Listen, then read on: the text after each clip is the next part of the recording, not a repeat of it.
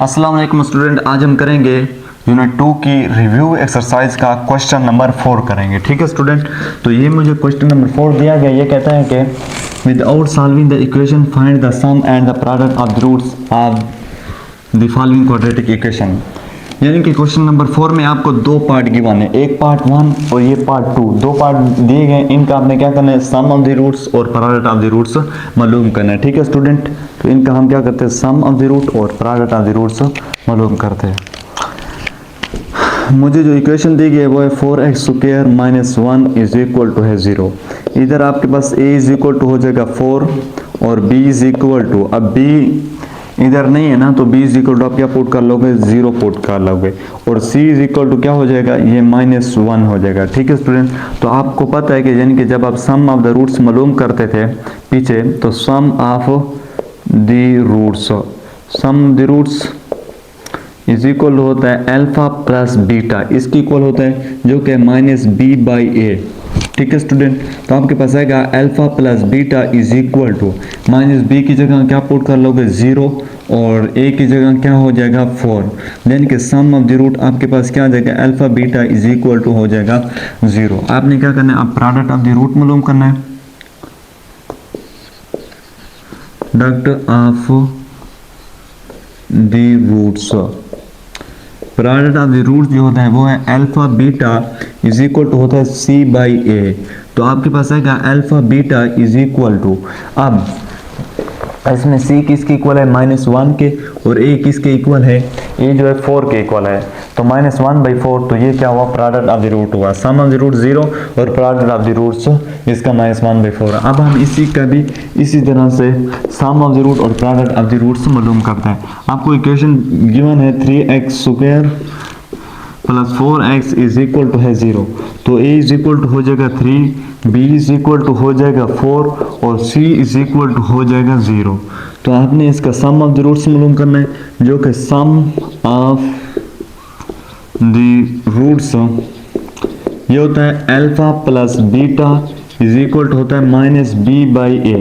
ठीक है स्टूडेंट, तो आप लिखोगे alpha plus beta is equal to, -b किसके इक्वल है, -4 हो जाएगा, और a किसके इक्वल है, 3 के, तो -4/3। तो ये आ गया सम ऑफ द रूट। अब हम मालूम करते हैं इसका product of the roots, product of the roots जो कि इक्वल होता है alpha beta is equal to c/a, इसके इक्वल होता है।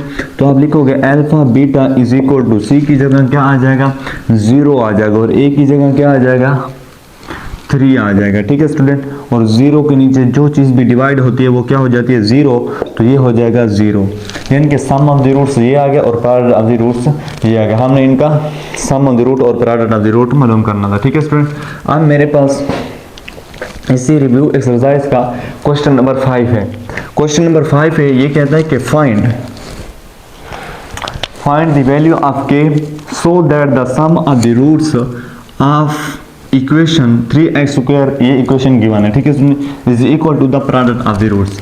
आपने क्या करना है, ये इक्वेशन गिवन है, यही क्वाड्रेटिक इक्वेशन गिवन है, इस इक्वेशन से आपने क्या करना है, k की वैल्यू मालूम करनी है, जबकि सम ऑफ द रूट्स इक्वल है प्रोडक्ट ऑफ द रूट्स के। तो हम पहले इक्वेशन लिख लेते हैं। आपको जो इक्वेशन गिवन है वो है 3x² + 2k + 1 + k - 5 और इज इक्वल टू है 0।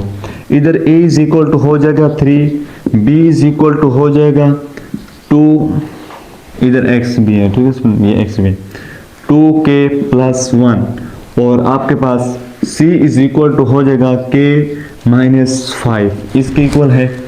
तो हमने क्या करना है, सम ऑफ द रूट्स पहले इसका मालूम करते हैं, जो कि सम ऑफ द रूट्स है, इधर लिख लोगे सम ऑफ द रूट्स, जो कि alpha plus beta is equal to -b/a। ठीक है स्टूडेंट, इसकी इक्वल है, तो alpha plus beta is equal to -b किसकी इक्वल हो जाएगा, यानी कि आप लिखोगे -2k + 1 हो जाएगा। b इसके इक्वल है, तो मैंने क्या लिखा, 2k + 1 लिख लिया, और इसके नीचे ये किसके इक्वल है, 3 के, तो ये 3 आ गया। अब हम इसका प्रोडक्ट ऑफ द रूट मालूम करते हैं। ठीक है स्टूडेंट, इधर आप लिख लोगे प्रोडक्ट ऑफ इधर लिख लो प्रोडक्ट ऑफ द रूट्स, जो क्या होता है alpha beta is equal to C by A, यानी कि आपके पास आएगा alpha beta is equal to C by A. C किसके इक्वल है, के माइनस 5, तो के माइनस 5 हो जाएगा, और ए किसके इक्वल है, इधर ए 3 की इक्वल है, तो इधर हम ए की जगह 3 पुट कर लेंगे। तो उसने बोला है कि आपने यहाँ से k की वैल्यू मालूम करनी है, जबकि इसका so that the sum of the roots, भाई इस इक्वेशन का सम ऑफ द रूट जो है वो किसके इक्वल है, प्रोडक्ट ऑफ द रूट्स के। यानी कि आप क्या करोगे, यानी कि उसने खुद बोला है कि अल्फा प्लस बीटा यानी कि सम ऑफ द रूट इक्वल है प्रोडक्ट ऑफ द रूट्स के, इसके इक्वल है। तो सम ऑफ द रूट्स आपके पास क्या आया, आपके पास आया -2k + 1 आया, और डिवाइडेड बाई क्या आया 3, और इज इक्वल टू ये क्या हो जाएगा k माइनस 5 और डिवाइडेड बाई क्या हो जाएगा 3 हो जाएगा। ठीक है स्टूडेंट, अब हम इसको क्या करते हैं, क्रॉस मल्टीप्लाई करते हैं, और क्रॉस मल्टीप्लाई करके हम यहाँ से k की वैल्यू मालूम करते हैं।